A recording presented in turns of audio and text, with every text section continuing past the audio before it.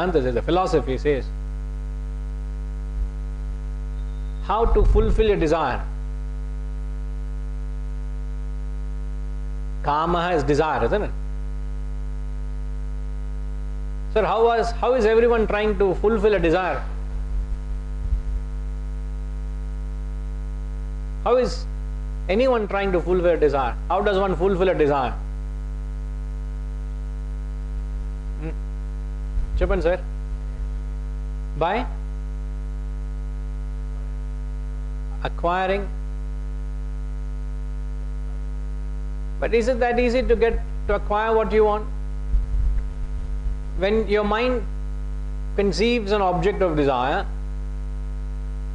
from conception to acquisition is a pursuit, isn't it? It's not that the moment you conceive, you get what you seek. So, what is that pursuit?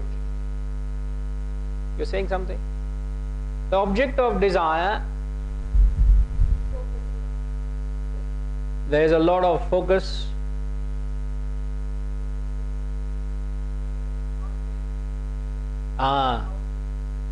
There is a lot of thought. It consumes your time, your energy. Your mind is overwhelmed with that object of desire. So much so you don't think of anything else but what you desire.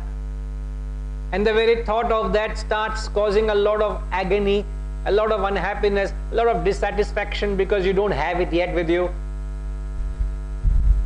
It could be an animate or it could be inanimate. It could be a dead object, or it could be someone animate, means you're fallen in love with someone and you long for that person's company. You want that emotion from that person. You want that companionship. You want that love and concern. You're longing for that. You desire to be in that person's company. You don't have it. So the very absence of it creates a lot of restlessness, agony, unhappiness. So the journey to get the object of desire is not easy. Isn't it, sir? It's not that the moment your mind entertains a thought, you get it. Nay, not so. Now what the Shastras tell us is, you want to get anything in life, you want to achieve anything in life, the only way you can get it is to rise above the desire.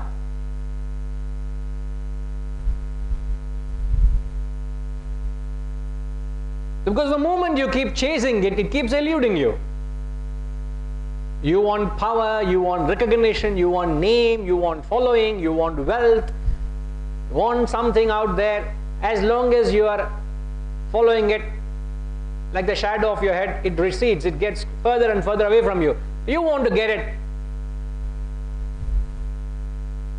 If you have the capacity to look away from it, turn away from it and say, no thank you, which is nothing but rise above the desire, the object of desire seeks you. That is renunciation. So renunciation is in fact not renouncing anything. What is renunciation? Renunciation is actually turning towards the sun, is just looking towards the higher,